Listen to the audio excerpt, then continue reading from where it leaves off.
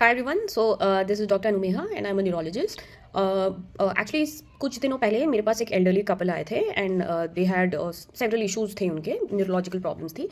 But as I was taking the history तो उन्होंने बताया जो वाइफ थी उनकी उन्होंने बताया कि हमारे दोनों बच्चों का मतलब वी आर वेरी डिप्रेस्ड और हमारे we are very low in life. तो मैंने पूछा कि what if you don't mind can you share the cause. तो दे वर लाइक कि हम are both of our kids are like they are not doing well in their marriages and divorce and this and that. So that makes us feel very bad. Then I was like, yeah, you must be feeling bad as a parent. So they were like, we are feeling bad as parents क्योंकि हमें ऐसा लग रहा है कि we have failed as parents.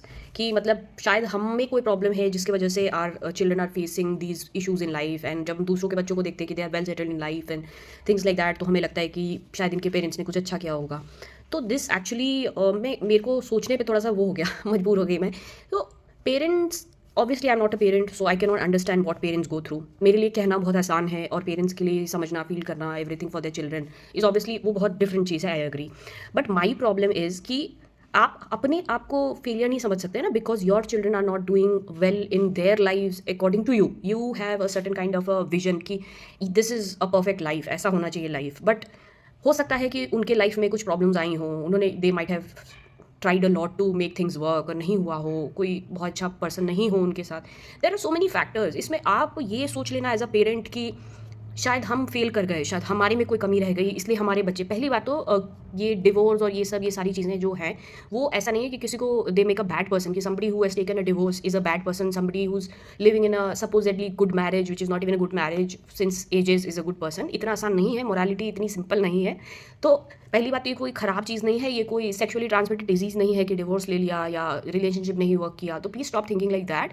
दूसरी बात यह है कि आप अपने आप को देखिए, अगर आपके बच्चे ने कुछ अच्छा किया लाइफ में, something that you are proud of, you can take some credit in that क्योंकि वो कहीं ना कहीं से आपकी परवरिश से आया है. बट अगर उसने लाइफ में कुछ प्रॉब्लमैटिक उसके साथ हो गई है, ऐसा नहीं मैं कह रही हूँ अगर उसने कुछ गलत किया है तो भी वो आप पे पड़ेगा. बट इन दिस केस ऐसा नहीं है. हर आदमी चाहता है कि अपनी लाइफ अच्छी हो और अच्छे से व्यतीत करे. बट लाइफ में बहुत सारे सर्कमस्टांसेस होते हैं. जैसे मेरे पेरेंट्स को भी मेरे से बहुत सारी परेशानियां हैं. दे फील कि I should be doing a certain thing and I don't do it, then they get offended, then they. तो वो सारी चीज़ें चलती रहती हैं. बट आप अपने आप को फेलियर नहीं समझ सकते just because your child is not doing well in something you feel कि they should be doing well.